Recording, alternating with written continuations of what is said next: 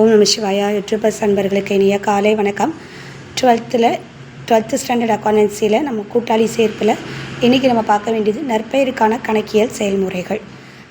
நற்பெயர் எப்படி பண்ணணும்? நற்பெயர் ரொக்கமாக ஒருத்தங்க புது கூட்டாளி கொண்டு வரும்போது பழைய கூட்டாளிகளின் முதல் கணக்கிற்கு வரவு செய்யும்போது எப்படி பண்ணணும்னா, ரொக்கம் அல்லது வங்கி கணக்கு பற்று பழைய கூட்டாளிகளின் முதல் அல்லது நடப்பு கணக்கு வரவு தியாக விகிதப்படி தான் இருக்கணும்.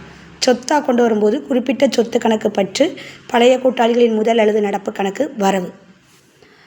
அதாவது பெற்ற ரொக்கம் பழைய கூட்டாளிகளால் எடுத்துக்கொள்ளப்படும் போது என்ன வரும்னா, பழைய கூட்டாளிகளின் முதல் அல்லது நடப்பு கணக்கு பற்று ரொக்கம் அல்லது வங்கி கணக்கு வரவு. இப்போ எடுத்துக்காட்டு 18 பார்த்திங்கன்னா புரியும். அமுதாவும் பூனாவும் இருவரும் கூட்டாளிகள். 5:3 என்ற விதத்தில் லாப நட்டம் பகிர்ந்து வந்தனர். 3/8 பங்கு விதத்தில் புதிய கூட்டாளியாக சேர்கிறார் யார்? சித்ரா. அப்போது 8000 தமது நற்பெயர் பங்களிப்பாக கொண்டு வருகிறார். அவர்கள் மாறுபடு முதல் முறையில் கணக்கிடுகின்றனர். குறிப்பிட்டு பகுதிவு. இங்கே தியாக விகிதம் அப்படின்னு பழைய கூட்டாளிகளுக்கு எதுவும் கொடுக்காததுனால அவங்களோட பழைய லாப பகிர்வு விதமான 5:3 நம்ம என்ன செய்யணும்? தியாக விகிதமாக என்ன செஞ்சுக்கணும்?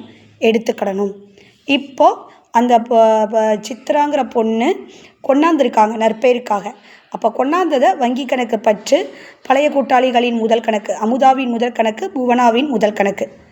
8000 5/8 3/8 போட்டால் 5000 3000. இது அவங்க கொண்டாந்ததை பழைய கூட்டாளிகள் எடுத்துக்கொள்ளப்படும் போது அமுதாவின் முதல் கணக்கு பற்று, புவனாவின் முதல் கணக்கு பற்று, வங்கி கணக்கு வரவு அப்படின்னு போடணும். ஓகேங்களா? இப்போ உங்களுக்கு இந்த சம் புரிஞ்சிருக்கும்னு நினைக்கிறேன். புரிஞ்சிருந்தால் லைக், ஷேர் அண்ட் சப்ஸ்கிரைப். இதில் எதுவும் டவுட் இருந்தால் கமெண்ட் பாக்ஸில் கமெண்ட் பண்ணுங்கள். Thank you students.